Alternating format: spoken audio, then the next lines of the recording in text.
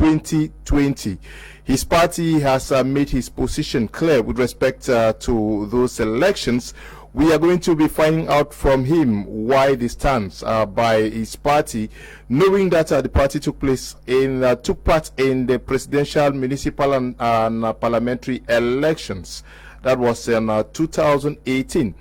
And this year, we are going to accompany the national chairman of the Social Democratic Front on this edition of the program, Dr. Nick Ngwanyam, who is a social entrepreneur and educationist par excellence and a military CPDM party, and also from Kumba, Mohammed Suleiman, who is a militant of the Social Democratic Front, all the way from Kumba Meme Division, who is in the studio with us. Good evening, Suleiman, and welcome. Yeah, the pleasure is mine. It's another rendezvous. We're here to brainstorm ourselves. And all I will tell our listeners is to stay put and see how the situation unveils itself. You are going to be accompanying national chairman on this edition. Yeah, I want to hear what he will say before I will tip my own. Yes. Also, Dr. Ningwanya, we are glad to have you accompany the chairman on this special edition of the program. Thank you very much. The issues are very funny, and we are going to be looking at the issues without passions, and I just hope that we are not going to be emotional, and I will try to be as truthful as I can. Okay. We, like it announced earlier, the guest on our edition, on this edition, the special guest on this edition of the program is the national chair of the Social Democratic Front, John Frundi, who is live with us. Good evening, Chairman, and welcome. Good evening. Good evening, sir. Thank you all for making efforts to get me come on your social media to maybe share a word with the Cameroonian people, whom I know the conditions under which, especially the people of the north and southwest, are going through at the moment. Moments like this, if you cannot resolve a problem, at least we can talk together to make it maybe make the problem more bearable.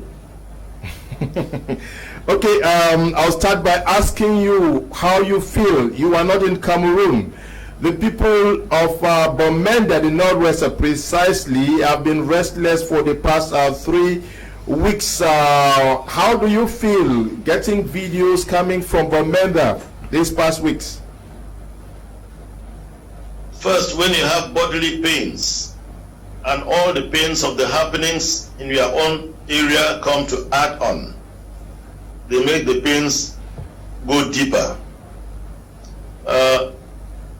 These are things that we had forecasted and told Mr. Biya and the other stakeholders that a war is not good. A war shouldn't be prescribed for the people. You cannot sit in your house, teach your children how to take knives and fight themselves. So it's come and they've seen. And people who blamed me for not going to war in 1992 are seeing the results of what we're going through now. And this is very unfortunate for us. And what I want to comment here is that for the fact that they brought the war does not mean that we should then commit suicide. Because some of the heinous crimes committed out there are by the Amber Boys.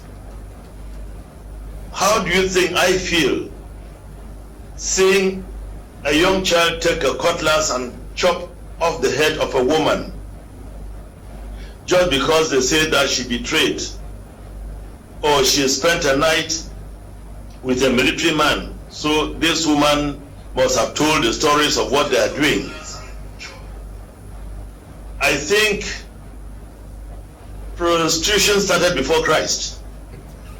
And if all those things are accepted, we have to see how we bear them, not that accept, but how we bear them in our own society. I condemn in very strong terms what I'm saying, because people are now killed. Either the soldiers are blaming the Ambers or the Ambers are blaming the soldiers.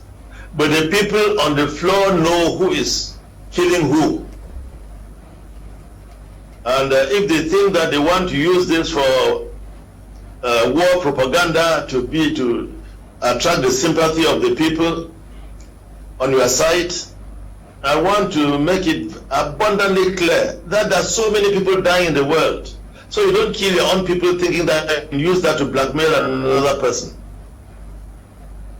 As I said, if a person provokes you, you should not commit suicide because you want to show that you are very angry. It's very good for you to be alive and see how you resolve the problem and answer to that provocation and handle it in a way that will be of interest to your people than punish your people more again, the way I'm seeing from the north and southwest. Chairman, your residence in Tarikon has come under attack, I'm sure, twice recently. What do the attackers want from you? Well, I'm happy you're asking that question as a journalist. I think that the attackers will be more friendly and open to you to tell you what they want from me. If you journalists are talking in Cameroon today, it's because Frundi came in with this SDF and the liberty laws, the press laws were enforced for you to talk boldly, frankly, and the way you're doing and go without being arrested or pinned down. Now, and when we launched a party, we made it abundantly clear that we looked at Cameroon as one, and we knew the problems of Cameroon, that Cameroon has been so tribalized in a way that one state cannot handle the country. And the SDF came with strong proposals of the federal system of governance to say that people should govern themselves the way we were in West Cameroon. But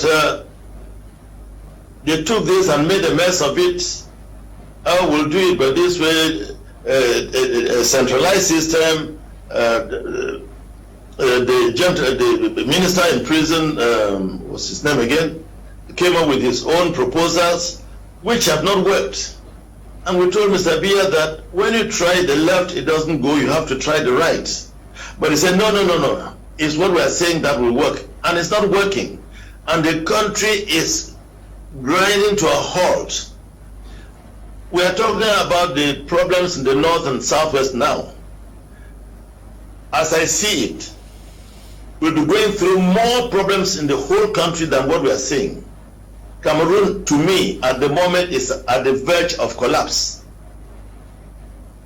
Because I've managed to read from papers the type of grenades that they are arresting in Yaoundé, in Douala, and all the arms that they are arresting in these areas.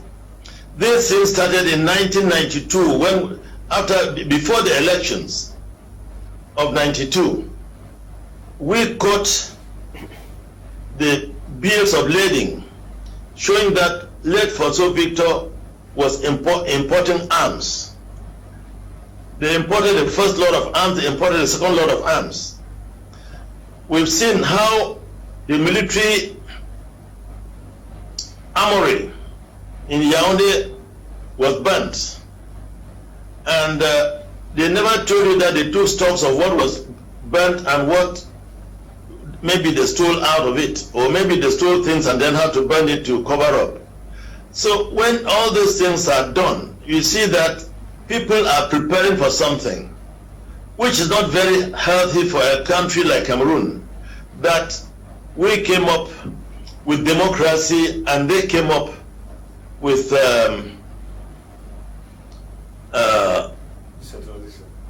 tribalism to destroy the country with. So I am very, very frightened of Cameroon at the stage where we are. And we have to pray God to help us put things right. Okay. So when you are praying to God, you should also be making an effort. Otherwise, Cameroon will scatter. I say it without mincing words because I've seen it. I've taught Cameroon 21 times in 30 years. I've felt the impulse of the young people And when this thing happened on the road, I went and met Mr. Biya, told him, please, let me repeat it to the 10th time, sign what the teachers and the lawyers agreed on with your Prime Minister and let these people go to work. He said, Mr. Chairman, will see what to do. And instead, they arrested the members of the consortium, put some on the run, imprisoned some, and declared war. I always said it, time without mention, that to declare a war is not difficult, but to control the war and bring it to an end is what is very difficult. And that's why in 1992, I had all the urges, all the pushes from people from different angles, even from military men. You go to war. I said, look, I will not take that risk to go to war because I know what war means. War means that people have to die. War means that people will be killed. And I didn't want to be one of those to see people being killed and dying in an organization that I started. Okay. I know people come to me accusing me, Frundi, our mothers died for you, this and that. When we launched a party, 6 people died. 1 girl and 5 boys. But today they are telling me our mothers died, our fathers died, and then everybody died for Frundi. We are talking about above 3,000 people that have died in the present struggle. We are talking about the properties and everything destroyed. Some people will even just die of hardship because you cannot go to a cocoa farm, clear it down, burn the cocoa, and you send the old man standing under a tree. This happens from both hands, as I'm told from the army and the Amber Boys. But they've told me that the Amber Boys have caused more havoc. Okay. Down southwest, for instance, in the banana plantations, you cannot be a soldier at the war front and you are cutting bananas down to destroy. Those bananas, even if you cannot sell them, you will eat them. Okay, okay, we get reactions from Dr. Ningwanyam and Suleiman, who is a militant of the Social Democratic Front from Kumba. Dr. Nick, my first question to the chairman had to do with the current situation of Bomenda. You, someone who actually lives in Bomenda, when you follow developments in Bomenda, are you also sick, like the chairman says? Yes, there is every reason to feel concerned about what is going on in our cities and in the northwest and southwest in particular, and in Cameroon as a nation. Now, I listened very attentively to what the chairman was saying, and you know, all that is happening now is not it's not a surprise to me. All what we are seeing today is not a surprise to me. And you would remember, and when the chairman is speaking, you know, there's a whole generation that has gone by. You know, people who are old enough to let's say about 10 years old will know about the chairman. Okay, at that time when he came on. But those children who are born now, who are probably about 22, 23, they just chairman. They don't really know what happened, and therefore that energy of 1992 is gone. Okay, they can only leave the stories. But this is it. If you understand the principle of the problem tree, how you solve problems, then you would know that what we are seeing today, the bananas are being cut down, all the things that the chairman was talking about, we are not dealing with the leaves, with the effects, which you would see if you don't do what was right. And what I'm going to say here is, we had an opportunity in 1992 thereabouts, and at the time that followed, for the SDF to set the path in the right direction. But unfortunately, the SDF was not strategic in its action. Okay, the FDS was not strategic in action. In Pidgin, they say that sense pass king, and that is where we made the mistake. Sense pass king. When you use wisdom, you cover more than what else. So now it's just blame and complain is not helping. Okay, yes, you followed the chairman. A very difficult situation for the chairman living in the United States and then observing what is happening back home. Yeah, I think what is happening in Bamenda is a despicable situation. Nobody's happy what is happening. There's killing, there's torture, there is assassination, people are under hardship, difficulties, problems from right and left. I think this is not what we wanted in the struggle. What the chairman has told us that from day one, it has shown that the SDF is a non-violent party. The SDF has never stood for violence. That's what the chairman is trying to say. So the chairman has been a peaceful man throughout. And that can be justified because I could remember when he came to Kumba in the 90s, what he did was that he was presenting the Bible as a symbol of peace, as a symbol of humility. So people were saying that he said wherever he goes, in Muyuka he was given a Bible, in Tiko he was given a Bible, as a symbol of peace. That so the chairman cannot go violent. So the SDF has never been non-violent. And the chairman is correct when he told us that from day one, he told the government that the solution to this country is a federal structure. We need federalism to solve some of this problem in this country. Federalism gives the people the opportunity to have a say in the running of their regions, in the running of their affairs. And if this thing was done from day one, I think we will not have come to this ugly situation we are in this country today. That people are dying, people are seizing people's farm, people are harvesting from people's farm, people are decapitating people's head. The anti-terrorism law has given the military the right to do what they want to do under the banner of anti-terrorism law. I mean, the whole thing. I think the chairman, with all humility, taking into consideration his age now and his health problem disturbing him, I think chairman, he has told President Biya from day one what to do, and he was ignored. Okay, Chairman, let me come back to you. Can we understand why Bamenda today has become the theater of the war in the southwest and northwest regions? At least you are someone who has lived all your political life in Bamenda. What can account for what is happening in Bamenda today? Because the situation in Bamenda, the people are restless for more than 3 weeks now. Well, as I said, I am out here. I'm not on the spot. I like talking on the spot because I'll talk and quote you examples of what I'm going through. Okay. You see, when I listen to Dr. Ningwanyam, with all respect to him, as a former member of the SDF, and he knows how closely I worked with him. Now, he said we didn't strategize, we inexperienced this and that. Please, let me make it abundantly clear that there are some countries where situations like what happened in 1990 happened, and the person who takes over says, okay, come, let's work. Let me have some people from your side. And when Mr. Biya did not do that, and we didn't fight, they were the very people who started saying that Frundi is whining and dining with Mr. Biya. Even members of the SDF said they were insiders and they want to confirm to the world abroad outside that Frundi was whining and dining with Mr. Biya. I put my head down, sweated. But thank God Mr. Biya came to Bamenda, and when he came, we met for the first time. He shook my hand and said, Mr. Chairman, I am happy to meet you for the first time. But before then, people are saying, oh, Frundi is whining and dining with Biya. And when they saw that things were not really moving, they said, well, he's the way he is because they are giving him monies. They've given him $1 million. They've given him 5 million. They've given him 50 million. They've given him $1 billion.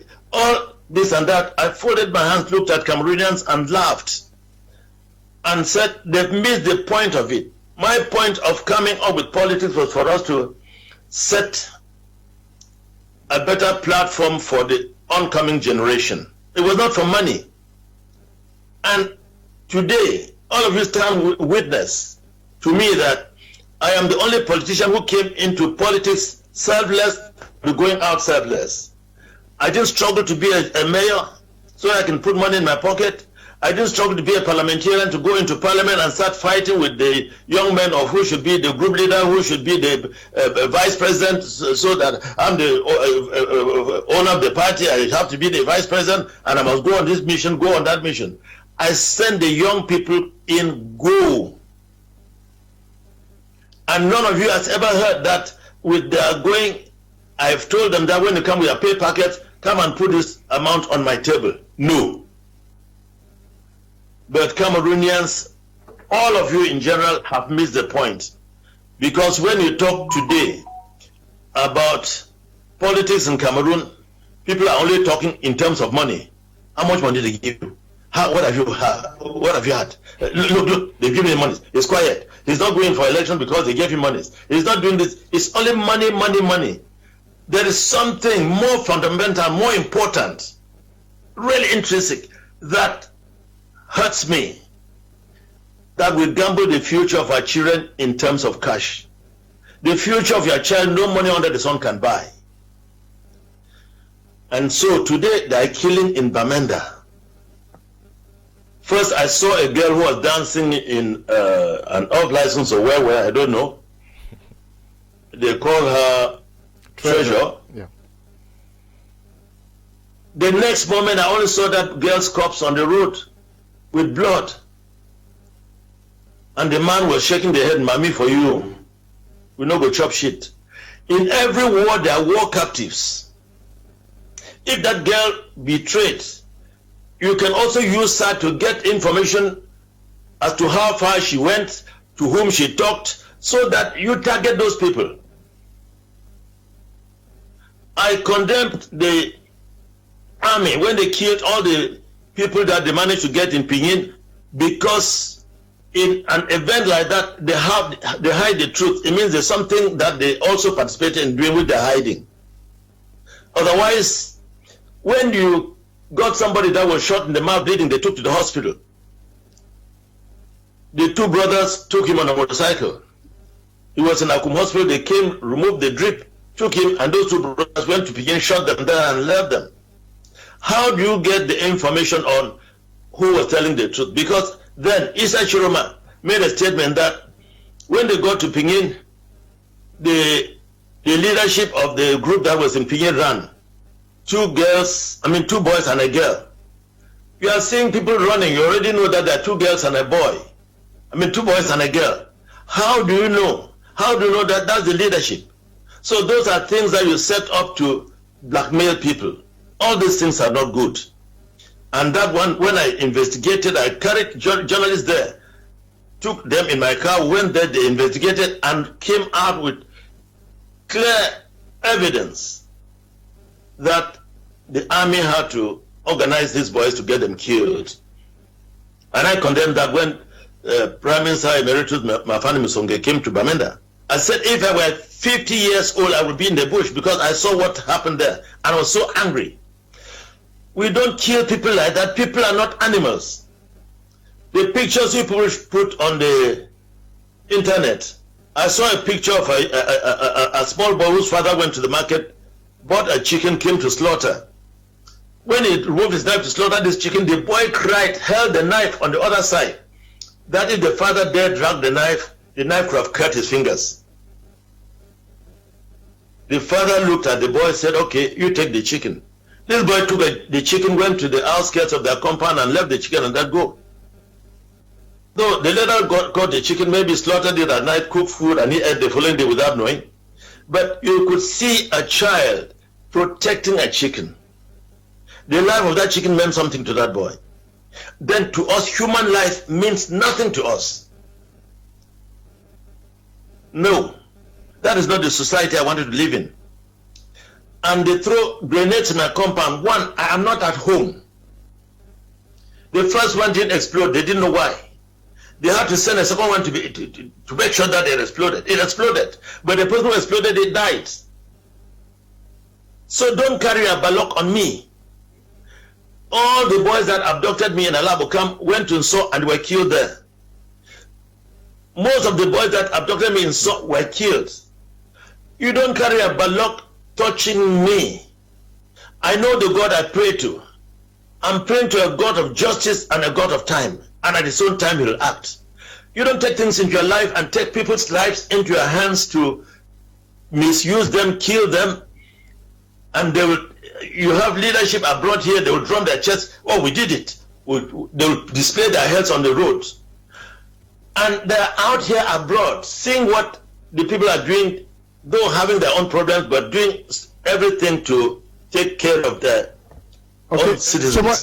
Chairman, Chairman, let me, since you've raised this issue of the leadership out there, you have severally been criticized by separatist or restorationist leadership, most of whom are there in the United States with you. They are criticizing you. Have you taken time off since you're out there to meet with them to explain why you are taking that stance? No, they are criticizing me. That what? I want to know what they're advancing. No, but at least you've seen them severally say that you have not taken up the Anglophone course the way they would have wished. They've given you so much, but they say you are not living up to their expectations. So, since you are out there, are you meeting and discussing with them so that you tell them why you must not take what they want you to do? Sir, I have announced it over the radio, the television, and everywhere people who want to listen to me, that I am open to talk to the leadership anywhere out here, and that if they would want me to meet with them anywhere, they should just indicate, and I'll be right there for us to talk. Let them tell me what they are doing, what they want to do, how they look at it. Let me see their plan A, B, C, that we've taken this position. If it doesn't work, this is what we'll do next. But nobody has called me.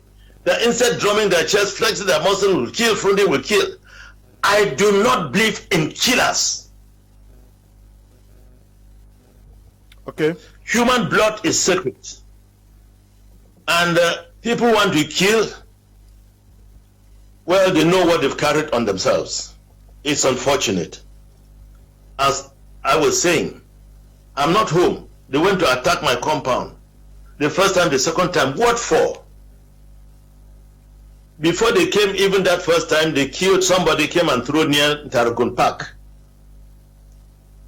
And they said that, oh, they attacked my compound and killed the police and they killed this and that. Please, lies will not help you go through.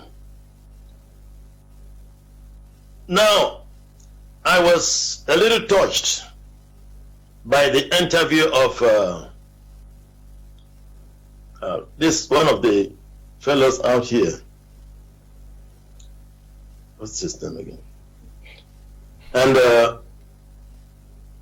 he's asked the question, who is the enemy now? Is it Frundi, who keeps hammering that the Anglophones have a problem? Or the CPDM people that have gone into parliament and councils now, and they're not even on the spot, but they're on. Their properties are protected. It's my own house that was burnt in the village. Please, you are all Cameroonians. So survey in Santara or in the northwest. They went to the village, burnt my whole compound down, abducted my sister. Even before they abducted my sister, the wife of a retired catechist, they went to burn the compound. The retired man came out and said, look at me, I've just come home on retirement. That's all I have. If you burn this house, where do I should sit under that plantain? The people sympathized with him, went into my sister's room, gathered all her clothes, came out and burned them. What was my sister's crime? They caught my brother 3 times, got him beaten until he had blood clot in his kidneys. What is the crime of the Frundi's family? When you people have failed getting Biya and the citizen people, you say, okay, we cannot go home with nothing. Let us get Frundi down. I want to assure you on this media today that God, the God I serve, will not let any of them get me down or any member of my family. They'll be wasting their time. They will instead go. They carry their ballock and go. They don't know how much we've struggled to protect most of them from the background. They don't know how much money they've taken from some of us. And when I say they should come together, it is to enable them control the finances that were coming in. do the planification. But look at just Mankon Town. You have Alabokam, you have Tinka, you have Chomba, you have Upper Bafut, you have Nkwende, you have Upstation, etc., etc. Then you go up to Santa, you have Pingin, you have Wing, you have Baligam, you have Santa Central. All these boys in these areas, when they abduct you and get money from you, the money belongs to them. Some of them have been killed and they see so much money in their phone, some 9 million, 15 million in a small boy's phone. I saw another video that people posted with children throwing money on their savings money because money nami this, na money this, throwing on themselves. This is how ridiculous it can be now.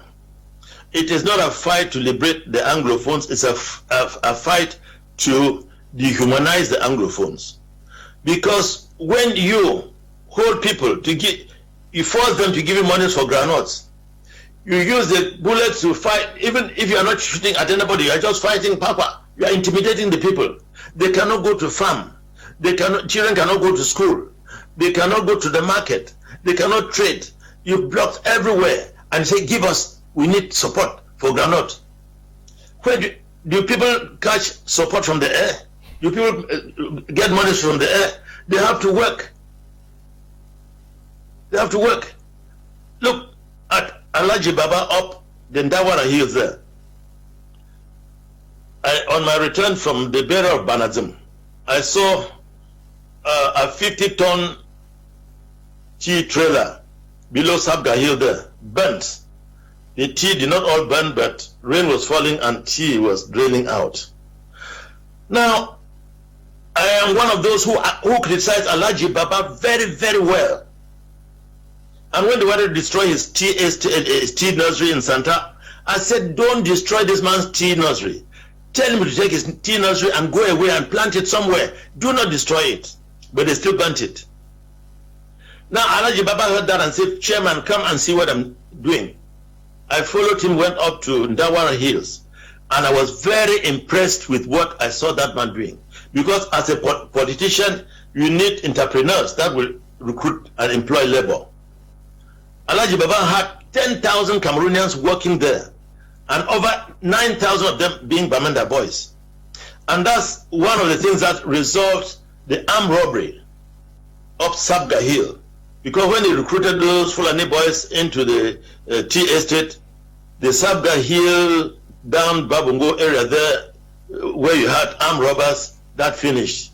You get Saza, you get a Nokia, you not get Saza. So, all those boys were recruited in that farm. You go back to the southwest, the CDC. How many people have been rendered jobless because they blocked the CDC? And blocking the CDC, if you said, okay, you'll be doing your work, we want you to keep us all at such and such a place, bananas at such and such a place.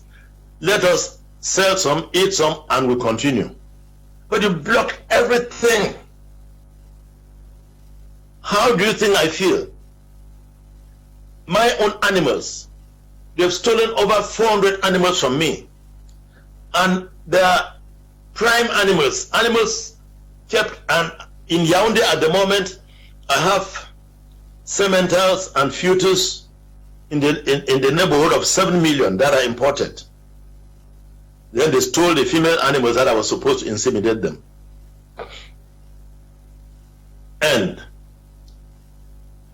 the plantations, I had 4 hectares for cocoyams.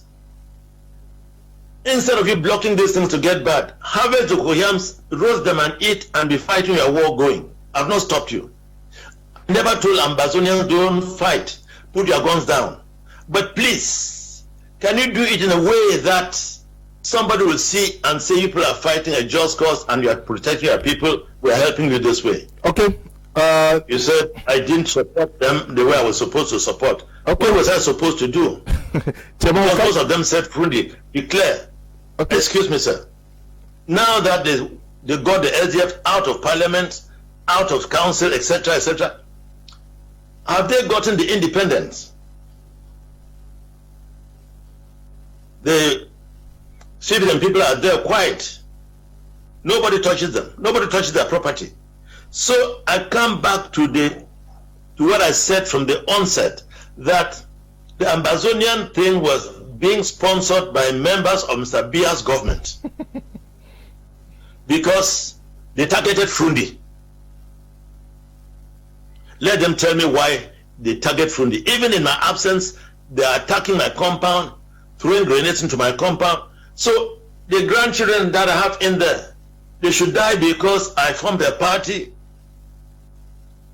What have I gained out of the party? Have I gone to council to be a mayor? No.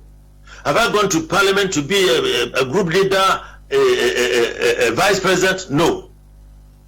No. So what are they talking about? Okay.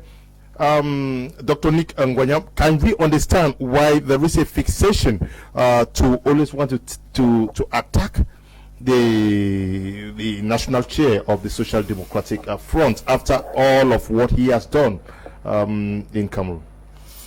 It's very unfortunate that people do things like this. If Cameroon is where we are today, I mean, we've moved some steps in the right direction today. Again, as I keep saying, it's because of Chairman John Frundi. Even, you know, I learned a lot from him to be able to speak the way I speak and look at some issues and just leave medicine aside and concentrate a little bit on politics to understand what is going on, is because I had to learn from him and the courage that he had to do what he's doing. And it's not fair that, you know, one person be treated and his family be treated like this and the SDF be treated like that. I mean, politics should not be enmity. It's development. It's about ideas. It's about ideas. And you know, the thing about it is, in this kind of a war, you know, sometimes the person you are trying to fight might be so strong, then you look for a weak target. All right, you look for a weak target and you go after the weak target and you try to vent your anger on him, and you now present him as the scapegoat. You know, if we are not getting what we want, is because Frundi did not come out of parliament, he did not this. Those are just excuses to, you know, just vent anger on someone who has nothing to do with it. It's very unfortunate. I think what we are seeing today is the phenomenon that is called the dogs of war. It's the dogs of war phenomenon that have come in, and the dog of war phenomenon. The dog turns around and eats its own master and eats its own people and eats its own children and whatever. So it gets to a senseless position where you don't understand what is happening. That's what is going on now, and the rightful thing will be to stop this senseless and stupid war, because we are all dying unnecessarily, and no amount of killing changes anything.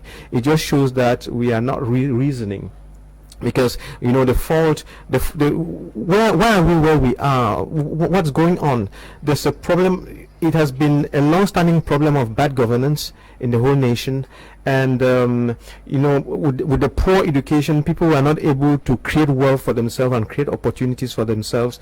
So we created a system where it was just the strong and the very few who had something to eat, and that causes general dissatisfaction in the community, and therefore the anger begins to go around. At the end of the day, it's anger that is just spinning around and around and around, and everybody is paying the price. I think for us Cameroonians as a people, we need to stop the violence and step back a little bit and try to find out what is going on and correct it. And the government has a 60% responsibility for correcting this. It's very, very important that we do what is right, we do what is true, we do what is just, and we do what is good. Thank you. Okay. I think I'm happy today that the chairman has vindicated himself, because there are a series of allegations against the chairman. People fabricate and foment false allegations against the chairman, gossiping, lies telling, character assassination. But today the chairman has vindicated himself. He has told Cameroonians that he has not collected a dime from the government, a franc. People are now saying outside there that he collected 500 million from government, he collected 5 billion from government. But today the chairman has vindicated himself. He has not collected a dime from anybody from government. He has not collected a dime. So those prophets of doom outside there who think that the chairman has betrayed the cause of the Anglophone by going to America, today they have heard him. He has told them abundantly clear, categorically clear, that he has not taken a dime from the government. The chairman has also told us that his sisters was kidnapped, her properties burned down, his houses burned down, his brothers arrested, his families are under attack. People don't see all this. People only see that he has collected money and absconded. But today the chairman has told us he has suffered in the hands of the separatists as a national chairman. And I think the separatist fighters, they are against, they want to bring the chairman inside the whole show because they feel that the SDF party, they see the SDF party as an Anglophone party, and they feel that the SDF party is supposed to promote, protect, and defend the overall interests of the Anglophone. So they saw the separatists see that what they are doing is for the benefit of Anglophone, and if the chairman, as a leader of the SDF, is not on their side, is not supporting them, then he is trying to derail the struggle of which they are fighting for. I think that is why I say they are after the chairman. But again, they have missed the whole thing wrong. That is absolutely wrong. The chairman has made it abundantly clear he is non-violent, he is peaceful, he wants a federal structure for this country so that everybody should have a say in the affair of governance, in the running of his region, and for the development and the growth of their regions. This is the position of the chairman. So I think today, Mr. Chairman, I'm happy you are still alive, you have vindicated yourself, and history and posterity will justify you. Thanks. Yeah, Chairman Nijan Funzi, how did you receive the news of the decree, presidential decree, calling or inviting electorate to the poll for regional elections on the 6th of December? Now, that was a sham, and it's very unfortunate, very, very unfortunate for Mr. Biya to summon those elections when the litigations in the other elections have not been cleared. And he's only pushing, the people around him are pushing, go in for this election, go in for that election. Please, you face the chairman. Can you find out from Mr. Biya if he himself is very comfortable with what he's saying? That he can organize presidential elections in the midst of war. Remember when he came to power, he said he came to finish Ahijo's term. And the economic crisis started coming by then because he was finishing by Ahijo's term. They should give his own mandate to bring the economy back on the line. I mean, Cameroonians refused, desist. And things from then started going down, down, down, down, down up to where we are today. We went into the presidential elections hoping that at least for once he will say, look, let me reconcile myself towards my end. He instead made things worse. We came to the talks, to the grand talks. We thought that he will say, okay, Anglophones, this is what is happening. Let me try to reach it. They brought in people. When I got up to challenge that at the talks, there were talks to resolve Anglophone issues, but they brought in quite a lot of Francophones. I was booed down. And a chief from the center got up to say that they came to the talks because government is not treating them, the chiefs of the center, properly. Was the problem the killings that they were having on the field, or the chiefs of the center that were not being well treated? And when we start arguing this, people don't see, but when they come out, doesn't they see? And we thought that from those talks, the special status that were supposed to have been given to the North Southwest, to today we're not hearing anything. You have no time, go into the next election. And if we never went into some of these elections, they will tell you that if the SDF had come in, they would give their ideas, they would give this and that, and they want to use you to rob. Sir, as I tell you, it's failed woefully. And I'm sorry that if Cameroon will collapse, the bloodshed that will be in Cameroon will be by far more than what we are seeing now. Take note that the boys who are fighting the bush on the Anglophone system never tested, just never saw the traffic lights of a vehicle branching in the Anglophone system. So they should not think that even if the boys come out of the bushes now and they don't sit down to resolve the problem, when it comes, it'll be worse. My battery is running down. I'll be fiddling with this thing to see if I can put it on charge. So, okay, if things are not moving well, please. Okay, Chairman, we'll be coming back to you. Eli, make sure that you try to reconnect with the chairman. We are going to stay with Dr. Nick Ngwanya in the studio. Dr. Nick, about the calling of the regional elections, what is your reading of the situation?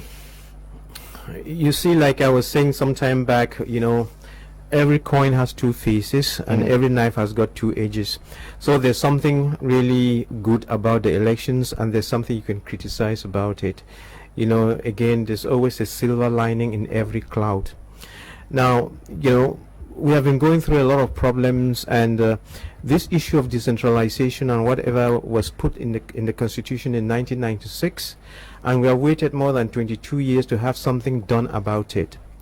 So we are taking our baby steps in decentralization 22 years afterwards, and while the Francophones or the French-speaking part or East Cameroon is having a taste at what it is for self-governance and are getting surprised at a couple of things, Anglophones know what self-governance is all about. So technically, if you just look at it broadly, it doesn't make sense. The Anglophones will see it and won't even understand what is going on, because it's like you are in class 6 and then they're giving you something that is meant for class 3 students. That's what the Anglophones are seeing.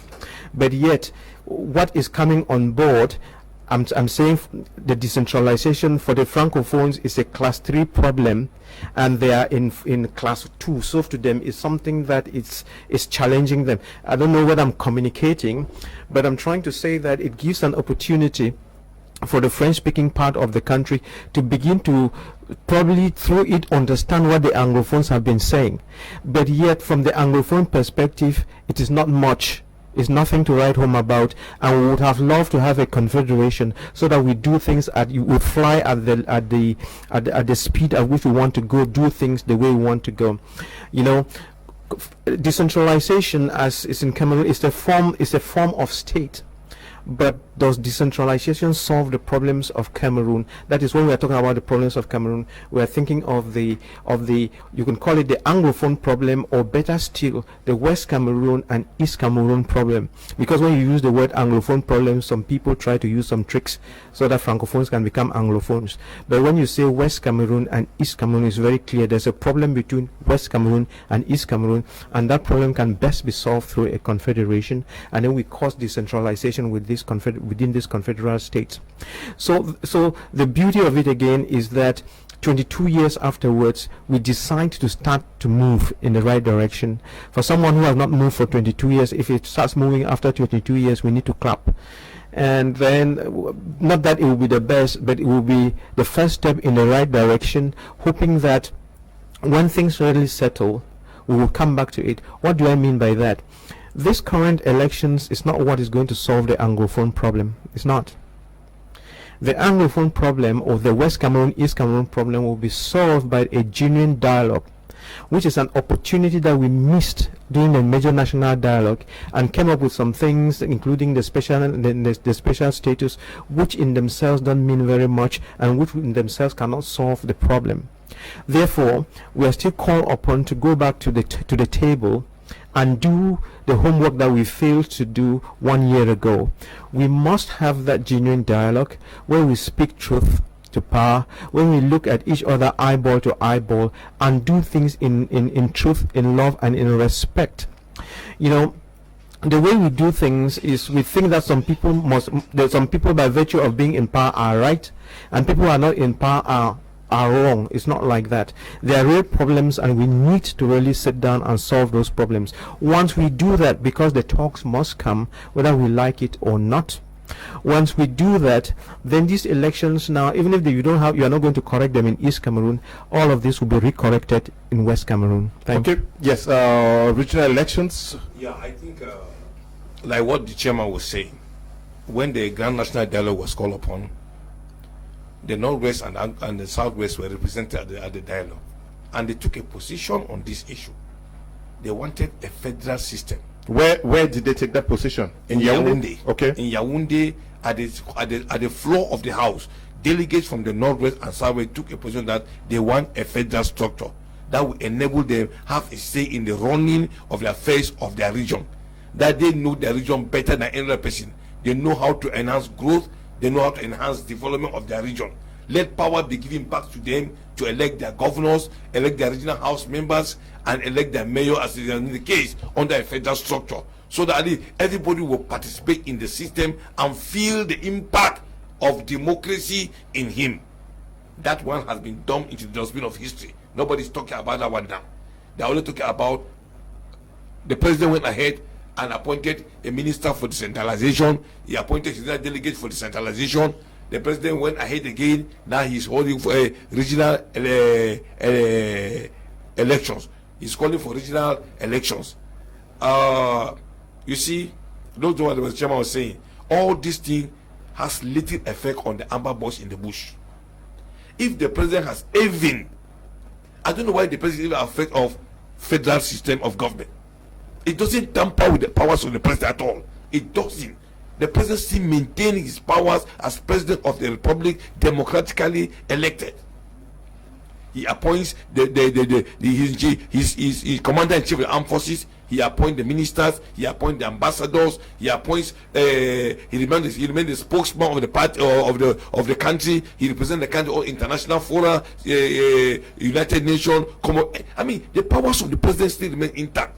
But I don't know why this guy is afraid of transferring power back to the people of the region to determine their own destiny, put their destiny into their own hands. Later, because I didn't think he does that, many Anglophones of the Norway and Southwest will have even come out to challenge the Amber Boys. Say now, at least, so this guy has given us some leverage. He has given us opportunity to have a say in the affairs of governance in a place, and this will have cooled down the situation. But this guy has refused. He's still embarking on his own window dressing, cosmetic changes in the name of democracy, in order to I feel that he's convincing Anglophone he's on the right track. This is not the right track. It is not. Okay, here and the chairman is back.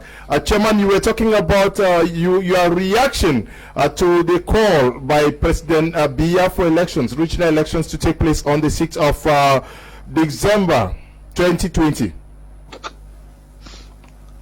Yeah, I said those elections are summoned in bad faith. Mr. Biya does not think of the pains of the Anglophones at all. Let us even look at the other elections. We went into elections when they had the problems in the far north, and Adamawa, the east. They had problems in the north and southwest. So 6 regions had problems. When Mr. Biya went in for his election, he didn't care. Because whether you vote for him or not, he is the head of state. And this has conducted elections in this country, not caring. We are talking of the northwest, southwest, and I keep warning you people. Look at what is happening in the far north now. The Boko Harams are killing every day now, and they're hiding. They're hiding. And you'll understand that if they never brought in the Chadian army, the Boko Haram could have had tea with Mr. Biya in a today.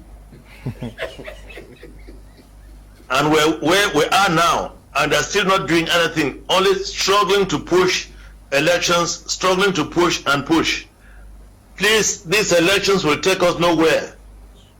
Well, they said it very nice, they did put it quite very nicely, that when the train will be moving, the dogs can be backing.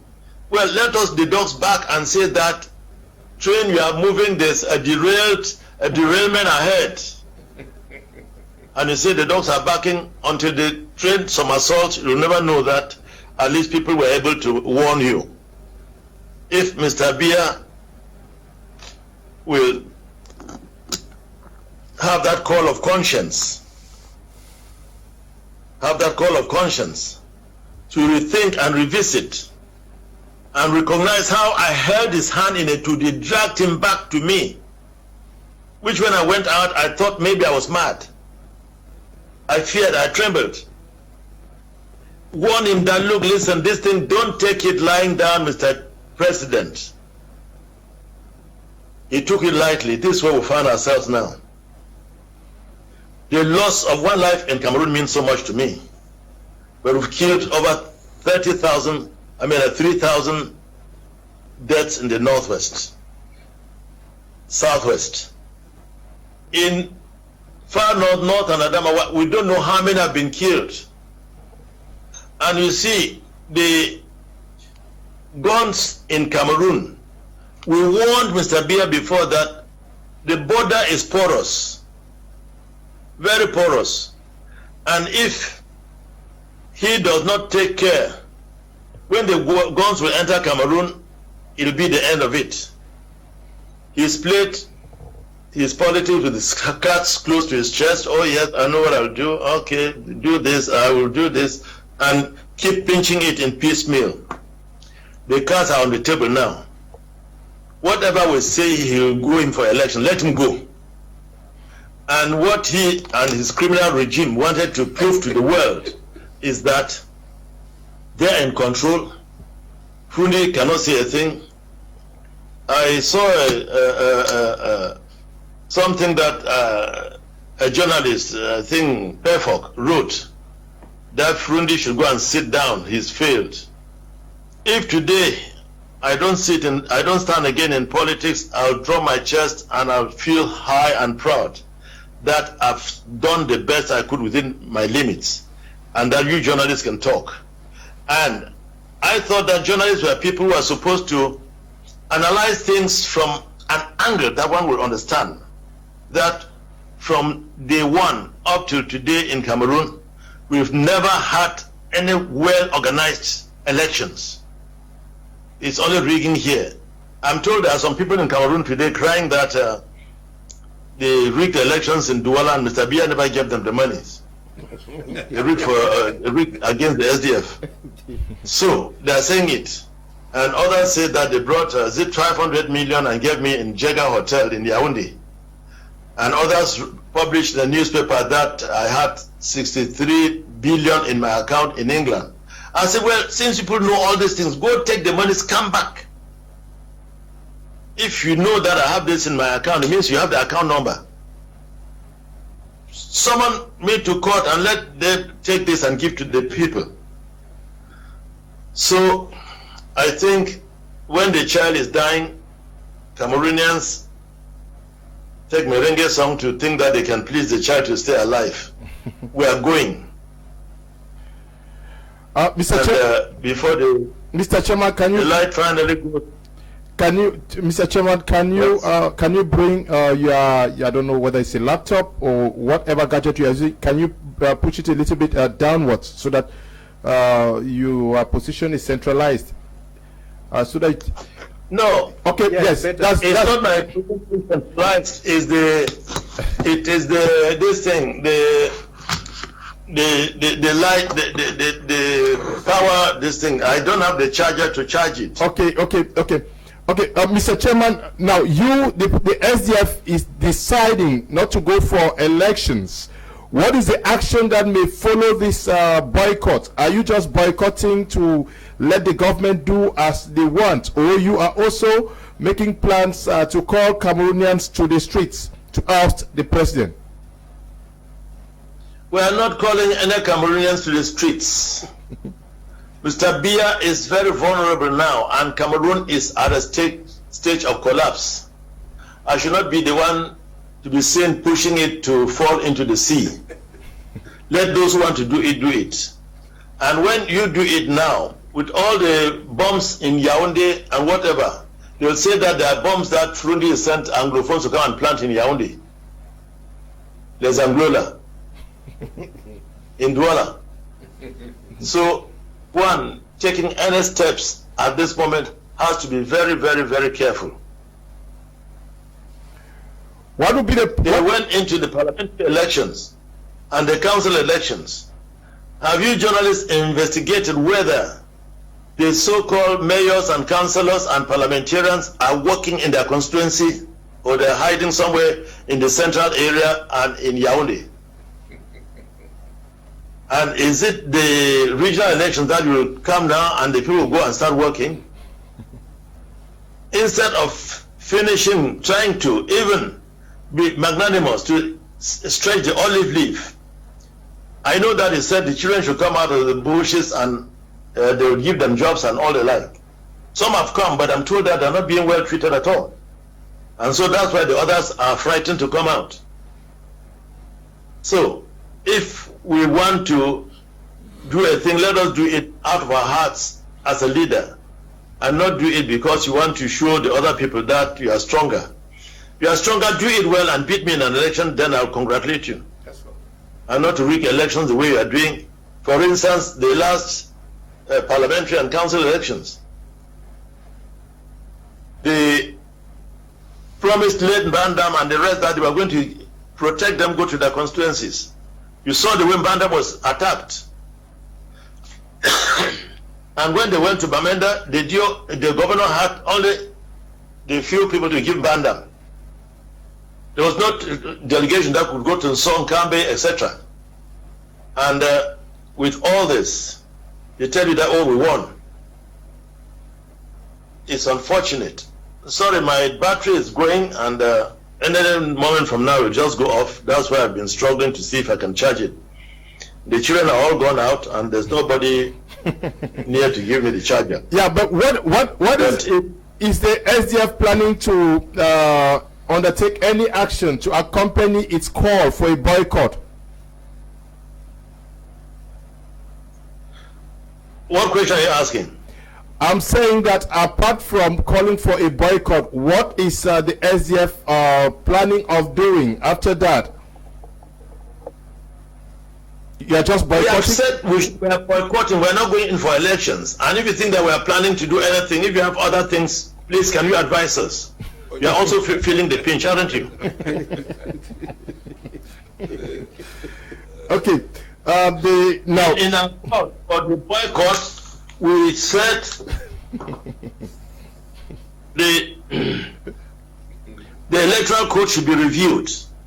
We said that the North Southwest should call the troops out and make things free for people to move. And we said the putting in place of a federal system should come up, and that's what we've been crying from day one. But this, it will not do anything. So if he doesn't do this, should I want me to go on the streets again? The other people say they want to go on the streets. Let them go. But I'm not calling on any SDF member to go to the streets. Because for us to go to the streets, we'll have to have a backup position.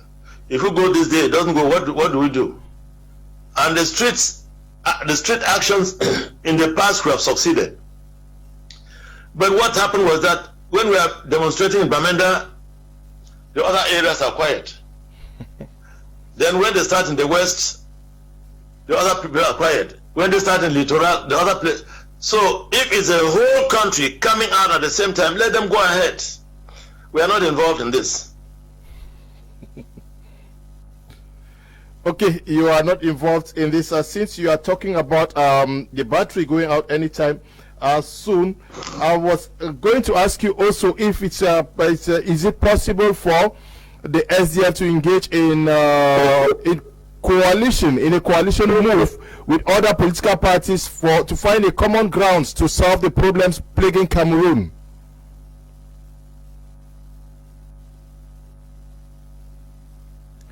Seemingly, we have connection problems there. Dr. Nick Angwanyam, you had the chairman there on when I asked him whether he was planning to take the SDF and its militants out to protest, and possibly asked President Biya out of seat, take him out of a seat because he's calling for regional elections. He says he's not taking the militants out. You think that is just the wisest decision? He spoke like a wise man because he has been on the street several times and he knows that the streets yields nothing, and it will just cause more trouble for many people. And you know, if the opposition in Cameroon actually wanted to take Mr. Biya and his system out, they would have come together. But you know, each of them feels so strong and in their own, you know, the SDF wants to be the leader, MRC wants to be the leader, Cabral Libri wants to be the leader, Namjoya wants to be the leader, and so they can't come together to form like one presidential candidate or something like that. All these divisions, and everybody wants to be the boss. So technically they agree on nothing, and once they don't agree on nothing, it's the CPDM that benefits. Okay, yes. Yeah, what I want to say, the chairman spoke on 3 fundamental issues.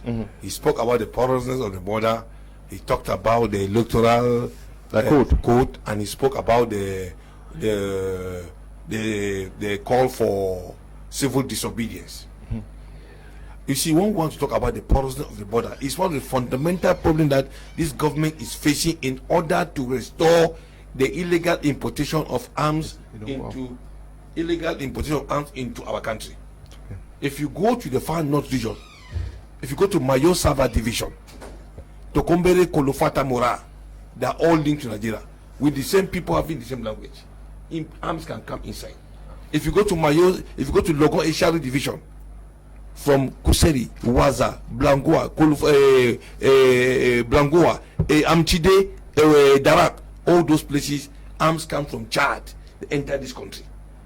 If you go to Mayo Sava division, Mayo Charaga division, Mokolo, Burha, Mogode, Zuledelima, Mayo Muskota, arms come from Nigeria to that place. If you go to Mayo Danai division, that Yagua, from Yagua to Hele, Vele, Kalfu, from Chad, weapons enter this country. So you see that, if you see that in that extreme north, it's a very porous border that our men in uniform cannot man all the borders. That's why Boko Haram is taking the advantage now to come into this country and commit havoc, unprecedented havoc, with nobody to restrain them. Okay. Now let's go back to election. Fundi has taken a very good step. The SDF, I'm happy that the chairman has taken a positive step in the right direction. That SDF is not going to be part of the so-called Maurice Kamto call on the 22nd for people to come up for mass civil disobedience. He set it up. We have no backup. Where is the backup? If you come and you're shot, what do you tell the people?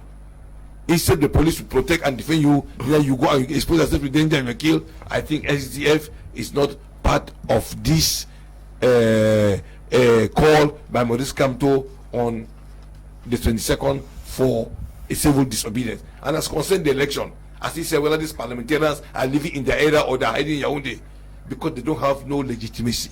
They brought intruders, they brought invaders, they came and voted where they are not even residing, only for the CPDM to win, in total collaboration with the administration and security for supporting the CPDM party. Look in Kumba. In Kumba 3, only 97% did not vote. Elecam statistics, Kumba 2, 97% did not vote, only 3% voted. So where is the legitimacy? But yes, they say they have mayor and they have councillors. Fine and good. SDF has ruled for the past 30 years in Kumba. So let us give the CPDM the opportunity to rule, and let's see what they will do.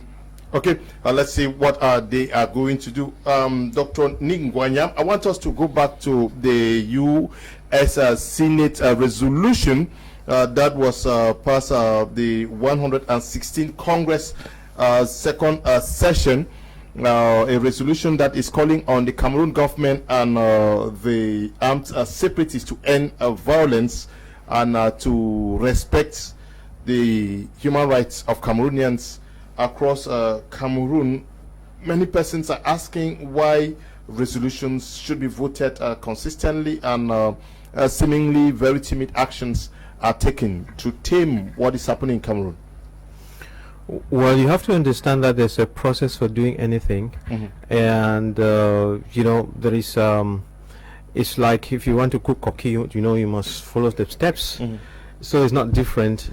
Even if you want to dry clean a house, there's a way of doing it, and therefore the United Nations is just following the normal steps that they would, and whatever they have said at the UN is not new. We know about those things. The US, it's the US Senate. Yeah, it's the US Senate. Whatever they are saying is not new. They have been saying it and they are just reiterating it.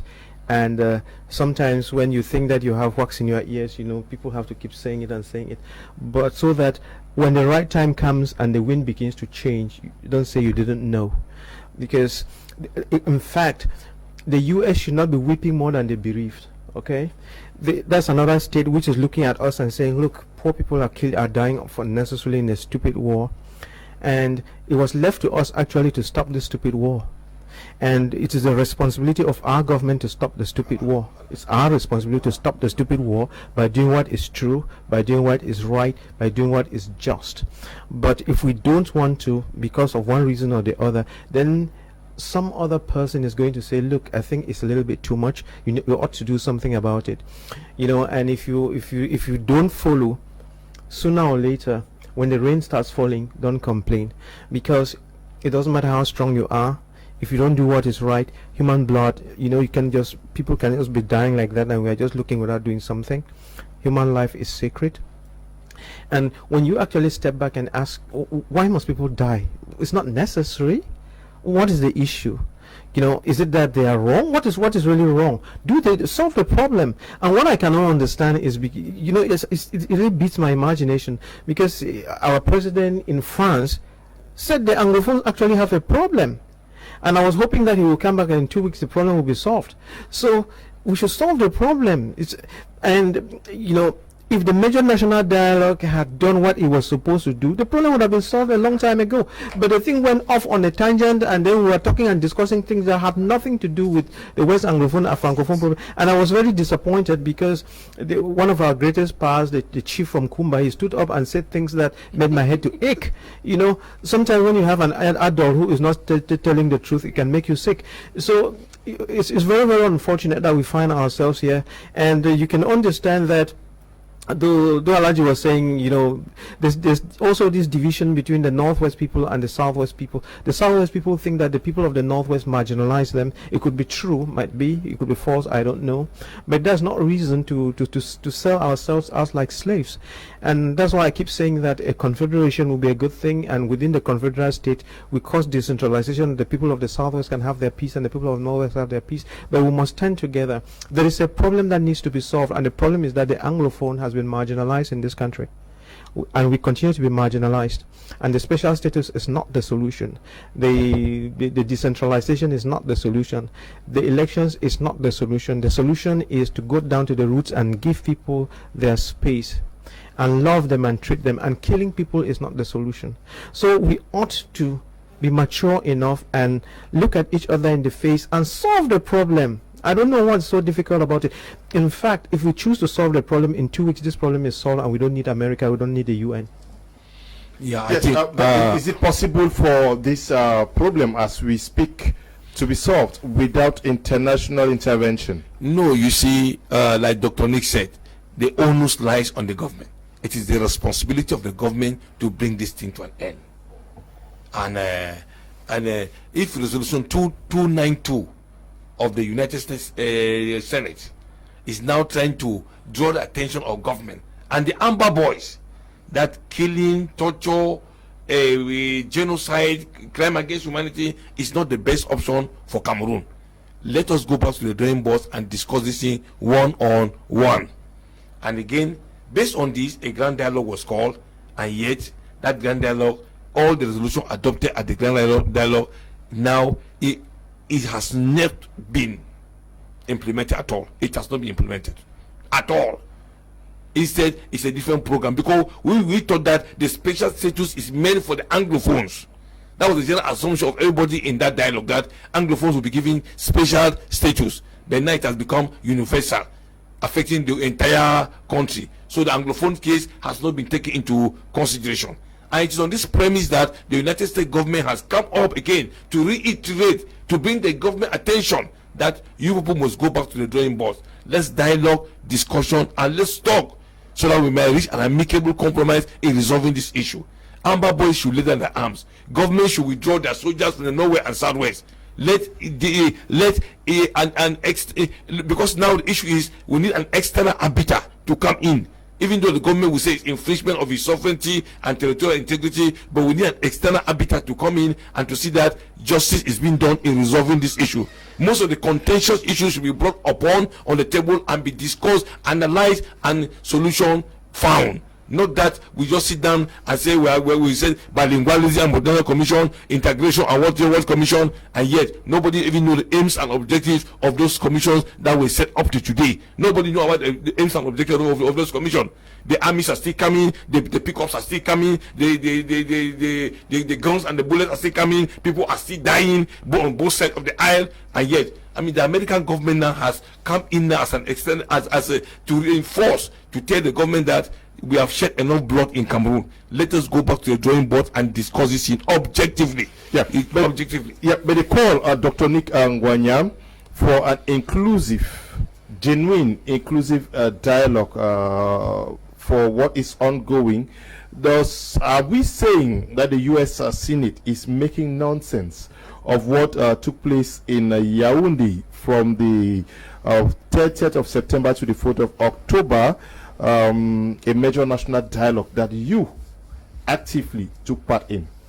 It is not the U.S. making nonsense of it. No, since we are talking about the U.S. resolution. No. Let's not go for the U.S. Okay. The U.S. just observes that you had something that is not working.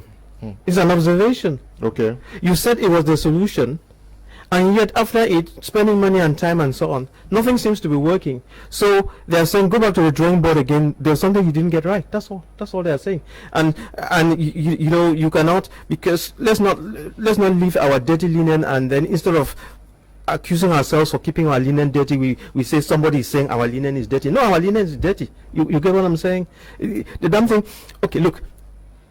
I went to school. I might not be very intelligent.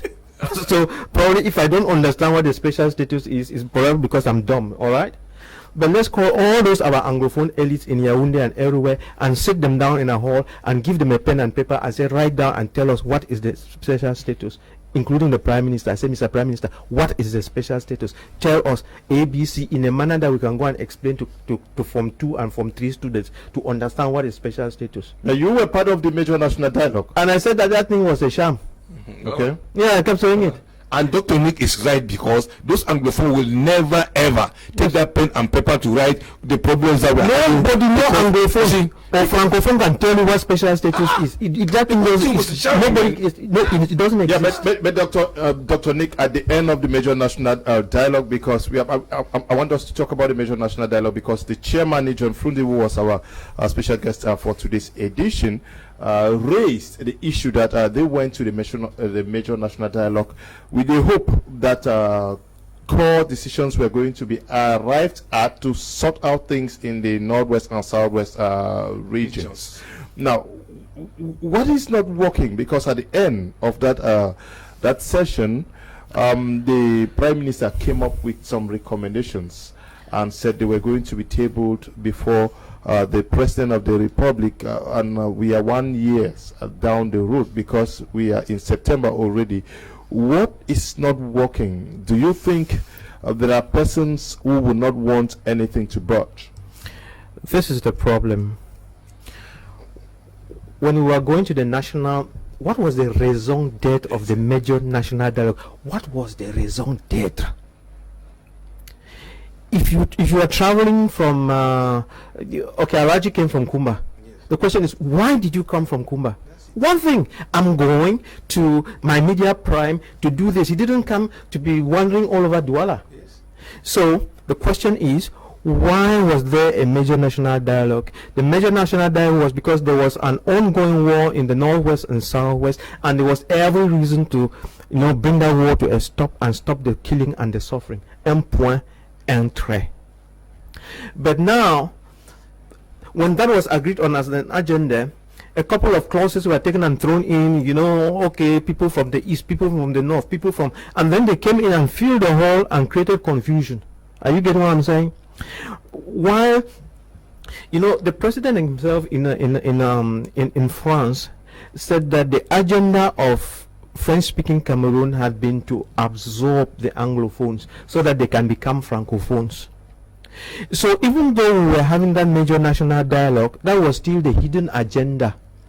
So there was no goodwill of solving the Anglophone problem. Are you getting what I'm saying? So they gave you a smoke screen that you carried out with you, and in that smoke screen, when you were asking, oh, we had an Anglophone problem, oh, what was the solution? Then they crafted something. No, that solution is called special status, and they threw it in after. They didn't give, they said, no, it's coming after some time. Then they crafted it and threw it in. And when you look at it, it doesn't make sense. That is the problem. That the issue was the Anglophone problem, or the West Cameroon, East Cameroon problem, is a problem of the form of state. And then all those these things, they are not important. You know, again, for people who know what science is, what you call the Parotas rule, the 80-20 rule, 80% or 90% of whatever we did in Yaoundé was supposed to deal with the form of state. And you know, the form of state was not looked at squarely. That form of state, you would have said, okay, what are the forms of state that are available? We have decentralization a la Camerounaise, we have federation, and we have confederation. What works best? And then we talk about it and pick what works best. No, but they picked what they thought you wanted. They said decentralization according to, you know, without giving people any opportunity to discuss, and then they force that down your throat. And then now you have 7 of the other things. When there is a war, it's but normal that you have to reconstruct. So the Commission for Reconstruction is just but an obvious thing. And then there was bilingualism. We have a commission for bilingualism. I mean, what is it called again? That structure that looks after bilingualism. Then we come and create a commission again for bilingualism. And then they do nothing. Then before you know it, oh, they have gone through the ministries to interview to see what they're doing, wasting money, wasting time, and things still come. You don't even know where the English copy is. So it's just things to confuse people. We are not solving the problem. Honestly, we failed. Yeah, I think the form of the state, the government has made abundantly clear that the form of the state is not negotiable. They are not ready to negotiate the form of the state.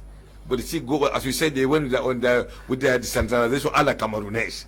Okay. No, just before you continue. No, they said separation is there's nothing like separation. Yeah. But the form of state, you know, you can discuss decentralization a la Camerounese. Yes. You can discuss federation of all forms, or you discuss confederation. You understand? The Prime Minister himself said all these things were acceptable, but when they went there, they squeezed and locked everything in the corner. It was just the separation that was non-negotiable. Yeah, but my issue is that let's look at those recommendations. Yes. After the major national dialogue, we have had a bill tabled at the National Assembly on the decentralization code, yes. And then we have another bill on bilingualism, yes. Which are now, let's assume that they are now laws. 1 year down the road, do you see any of them making impact on the lives of the people? Government has even abandoned all those things. Government now is bringing some tactics and techniques in order to cajole Anglophone to see that what the government is doing is true, by saying that they are going to renovate the deep sea port in Limbe that will create job, Tico Airport, maybe I don't know the Norwest, whether Midino will come back, Santa Coffee will come back, I don't know. Those are the cosmetic changes, window dressing that the government is trying to bring in order to cajole and convince Anglophone that at least they are on the right track, so that people can come down and support the effort of government, or the effort of government in running the country. But this is not the problem. As Dr. Nick said, the problem is a political problem. It's a political problem. It's not even an economic problem. It's a political problem that has to be resolved. And that politics is the form of the Anglophones want a system that they will partake. They don't want a centralization of power into the hands of one person. When you say the Anglophones want a form of government that they will partake, are you saying that the Anglophones are not represented at the National Assembly or Senate? Are they not represented at the respective ministries? That's a very good question. That's a very good. If you look the way the national cake is being shared in this country, the center and the south region are dominating in every aspect. Fundis talk about tribalism. And that is the fundamental issue that is trying to break this country, leading this country into the abyss of destruction because of tribalism, favoritism, nepotism. This is what is killing this country. Some people feel that this country belongs to them. dominating all sectors of the country, in the military, in the police, in the gendarme, in the forestry, even in the affairs of governance. They are there as if they're indispensable. Without them, nobody, Cameroon will remain static. They have remained unchangeable, unremoved. They cannot be replaced, as if they are so indispensable that without them, Cameroon will remain static. No, Cameroon is greater than any other person in this country. Cameroon, I repeat, is greater than any other person in this country. And therefore, if they want things to be as they are, let the national cake be shaped accordingly. Know that some people have some undue advantage against others, as is prevailing in Cameroon today. Today, look, if you look how many Anglophones have ministerial position. I mean ministerial position, not minister delegate. Because that one, according to Gagam Aji, it's also reported to sack minister delegate. I mean, minister, substantive ministers. How many Anglophones have minister of this, minister of this, minister of this? How many Anglophones do we have in this country with research portfolios? You can count them. But there are people that who, is this people that are minorities, they are still lording it over majorities in this country. And this is eating people in the heart. And this is one of the things that the government is trying to judge. The government has to bring all those things on the drawing table and discuss them. They should try to share the national cake, at least to appease all of the whole country. Not that some group or some sector or some region should be dominating others, while others are there just sitting there and watching. As I said yesterday, our democracy in this country is transactional democracy. I repeat, it's a transactional democracy where the president, his family, and his friends are ruling the country. Okay, Shunak, since you are talking about representation at the level of Yaoundé, we have Anglophone elites. You yourself took part at the major national dialogue. We have Anglophones who are serving at different levels in Yaoundé. Are we saying that they are not representing, do not carry the aspirations of the people at the level of Yaoundé? Many of these Anglophones in Yaoundé, elites, they care more about themselves than the people. That's the problem. And you will be surprised that even the president is very disappointed with them, because you know he gives them the opportunities, but they are so concerned with their own comforts that they tell him the wrong things.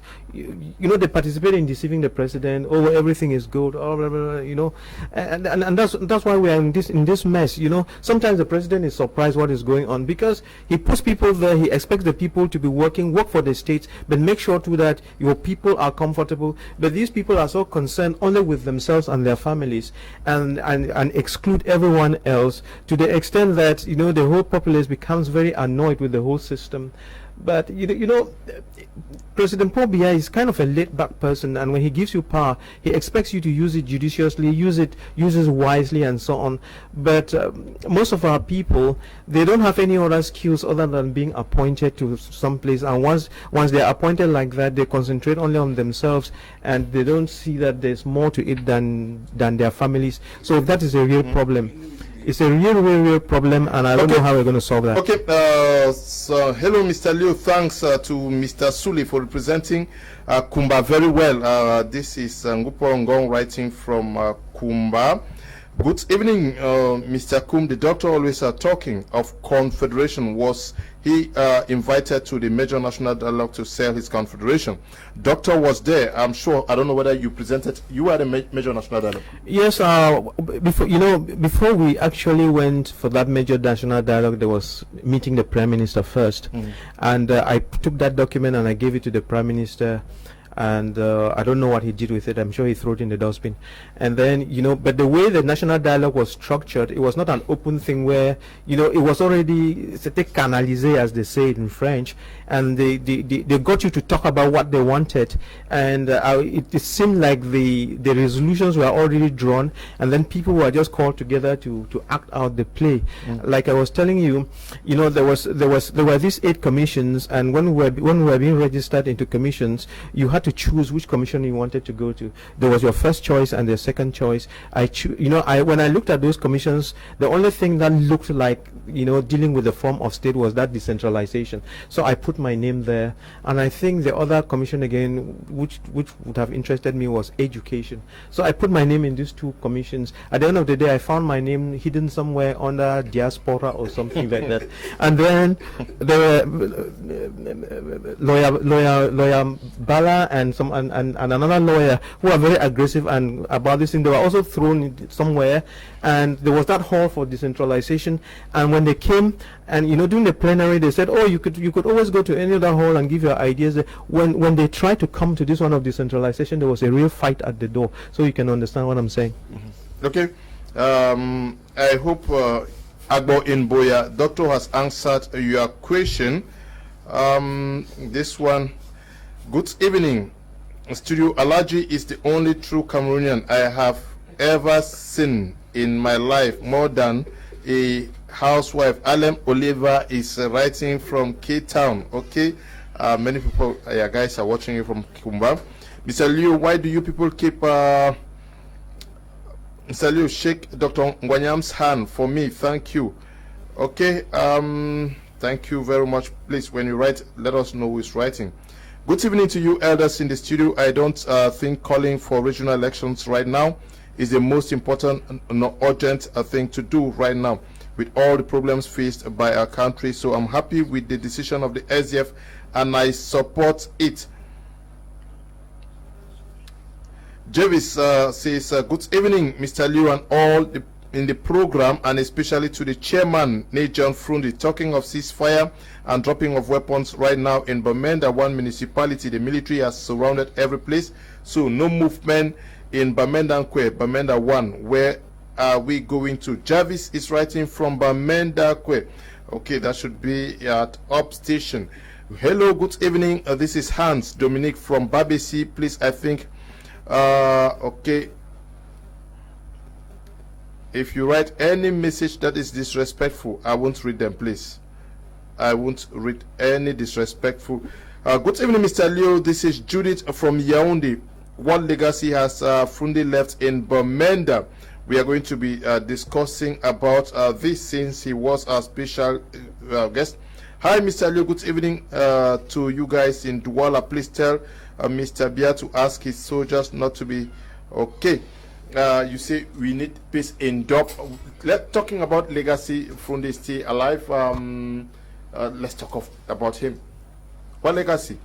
Somebody is writing from Yaoundé.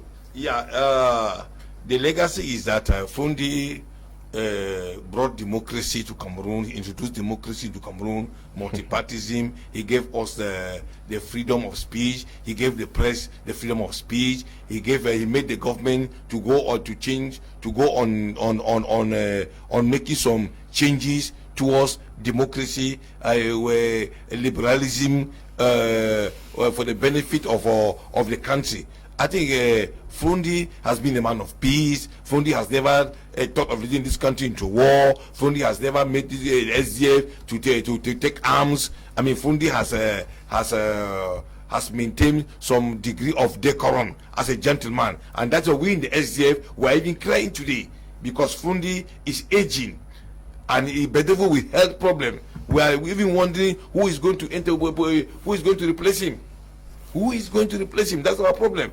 I mean, this guy has demonstrated leadership, vibrancy, enthusiasm. He was very, he was very pragmatic in the way he handled issues. I mean, that is why in the SDF today we are still wondering that if this guy decides to leave the party afloating, we don't know who will actually fit his shoe. Okay, you don't know who.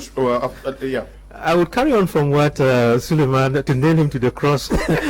Because if you don't have someone who can take over Frundi when he's gone, it's because of the errors. You remember when we started a talk, I said that there was strategic errors. Yes, the SDA has made a lot of strategic errors. Okay, because you had the blessings, you had the vision, but you didn't know how to bring the vision to fruition. Yeah. And you see, this is it. Cameroon had problems. and Cameroon still has problems. Yes. And when God gave you, Chairman Frundi and others, the vision to bring that correction, you know, they interpreted it as Frundi must be the president, which is the same error that MRC is making now. Frundi must be the president for change to come. Yes. But God and the people want change. It doesn't matter through whom it comes. So if you had put the idea of change, all right, whoever is bringing the change is not important, and then you say, what exactly do we need to change? And you begin to follow by that change, we would have gone very far. But you were so fixated on being the president, all right, and then we fell in the same trap, like doing the same wrong things that the CPDM is doing now, that has been doing all the time. So now you now elevated the chairman to a god, okay, and then he is the only one, the only cock to crow and so on, and now you look around, there is nobody, and then you use Article 82 to send out people, so many other things. And you know, once I was talking with His Eminence Christian Cardinal to me when he taught me about the concept of platform, and I was saying, President Barak is a very strong man. Look, a black man, a young man, he just becomes the president in, what is it, at 46? And he said, no, President Barak did not become the president because he is a strong person. It is the platform that led him there. So it doesn't matter when you are a big person. Of course, you are just the head. And you always have to keep it in mind that it's the people that give you the strength. And once you begin to think that it is you, then you create that kind of a scenario that you are talking of now. You see, and then he kept the power too long, and finally he brings in Mr. Osi, who doesn't have his charisma, all right, and who is a little bit offish and arrogant. All right, that arrogance doesn't pay. So you put somebody who is actually helping to kill your party once and for all. Yeah. All right, so that is the thing. And then you would have seen that. What was the change we were looking for? We were looking for political changes, and then we were looking for changes in the economy, changes in education and development. So you would have used that energy. Are you getting me? To be pushing some things. For instance, let me show you in a couple of things that you have. Okay, you have the SDF party. Show me your secretariat. Where is it? Okay. The one I have built. It doesn't exist. Let us take one of two messages, and then we answer one last question from me. Sule has spoken well. The issue of who is going to take over Frundi is not a problem now. Just to be focused on how you won't be exempted when the time comes from change in Cameroon. Luther is writing from Limbe. This one says, Mr. Sule is well represented as a true Cameroonian. In fact, I like words. May God help him. Sule, you are the star of the evening. Okay. This one reads, good evening, Mr. Kum. Thanks to Dr. Nick and Suleiman for making Cameroonians know the truth. Massa Henry is writing from Kumba. Good evening, Mr. Kum. To you guys in the studio, if I were the US government, I would send back all those guys who are causing problems. They will sit there abroad and give orders to the common man to fight. Let them come down to Cameroon and this whole problem will be solved. Are is writing from Biya. Good evening to you, Are. When the government does something that concerns the Anglophones, they sing and advertise it, saying it has been given to them. When they build flyovers and beautiful roads and bridges, they term it realization of 2035 vision of the president. Are the Anglophones going to watch the vision 2035 from the other sides or leave to testify in their areas? No. What should the international community, I want us to end with the US Senate resolutions. They are saying, calling on the international community, if possible, to engage punitive instruments so that some people, especially that will target leadership on the side of the government and leadership on the side of the separatists, is that the definite solution to this problem? So you think that Cameroon, by itself, because Cameroon is a sovereign state, should take actions to solve its problems? Mr. Kmer, I know. Just give me 1 minute. Okay. Let me just finish something that I had on my mind. Okay. Because we are on the platform today. Let's air our you know, so that the SDF can learn some errors. You know. Yes. You see, there were some elections that you had in Bamenda in the Congress Hall a couple of years ago to change your party structures. That was I followed. Mr. Asapnu stood for Secretary of Communication or something like that for the SDF party. You remember? Yeah, yeah. And then he was standing with Michigo, and that election was rigged. And yet, you people had transparent boxes. You had only 2,000 delegates, and so on. And you couldn't. At the end of the day, you couldn't tell who had won the election. That day, I felt so disappointed because you asked for independent electoral commission, you asked for transparent boxes, you asked for things to be done properly, and yet you were organizing your own elections and you rigged. So it was terrible. It hurt Cameroonians a lot. I mean, I just wanted you to know that. Well, and then there was another thing. For the first time. Okay, now you should know. The other thing is, you know, I keep asking those children whose hands were cut. Tell us, what has the SDF ever done for them? Let me hear you. No, are you getting what I'm saying? You should have asked that. Yes. You should have asked that too. No. I mean, it's a rhetorical question. It's a rhetorical question. Are you getting what I'm saying? All right, good. The chairman was there. It's unfortunate that he went off. I hope that when next we have that. I was just asking this so that we think. Yes, because as we are throwing banana peelings, just so that we can correct ourselves. Yes, back to the question. Yes, back to the question. You were asking about it. Just refresh my mind that the US has done what? Wow. I'm sorry. You really wanted I had this on my mind. I had to get it off. The question had to do with the U.S. Senate call to both the government and the separatist leaders. They are saying, calling on the international community to do as much as engage punitive instruments for both targeting leadership at the level of the Cameroon government and possibly the separatist leaders. But should we also think that is a definite way out of the current situation, or Cameroonians as a people, since we are a sovereign state, should get this issue fixed by themselves? Cameroonians, we are a sovereign state, but we only say sovereignty when somebody is telling us what is right to do. But when we are begging money, we forget that we are a sovereign state. When we are begging for help, we forget that. So we should leave sovereignty alone and do what is right, what is just and good. And watch my lips. Someone is going to pay for these crimes, whether you are in government or the separatists are brought there. When they've already put it down that the punitive measures will be coming, especially those of you who are living in America and causing havoc here, you will be the first to feel the pinch. They will come here and then probably send the Interpol to hunt some of the ministers who are creating problems and drag them to the Hague. But for you who are out there, you're already in the mouth of the lion. So while you are going away and saying it's a free state, be very careful. Be very careful. Yeah, what I will say here is that I've been saying it here. The precondition for this thing to be resolved: 1, release all political prisoners, Seseko and all those who have been detained, Mancho, BBC, Fonteles and the rest. All those are the diaspora. Number 2, forgive them, pardon them, let them come back and join into the political process of their country. Number 3, pay indemnities to all the burned houses and destruction in the form of compensation to the owners. 4, let the Amber Boys, through their mentors and benefactors, lay down their arms on the ground for dialogue to start. Number 5, let demilitarize the northwest and the southwest. Let all these soldiers, gendarmes abroad, let them pack their bag and baggages and go back. Then number 6, let us have a genuine constitution, a rigid constitution that will take into consideration all the problems, the difficulties, the predicaments we're having in this country. A rigid one, not this flexible one we're having now. They can temper with anyhow they want to temper. Then and lastly, the political problem we have in this country. We have a political problem in this country. The Boko Harams are up there. The people of the east, they are there with the Balakas and the Salakas. These are all contentious issues that must be brought to the table for discussion. It has to be brought if we want this country to be peaceful, if we want the corporate existence of this country to be one and indivisible, and one entity, one nation. That is what we are supposed to do. But anything shortfall of this, any cosmetic or window dressing that we're introducing, is a futile effort. It's an effort in futility.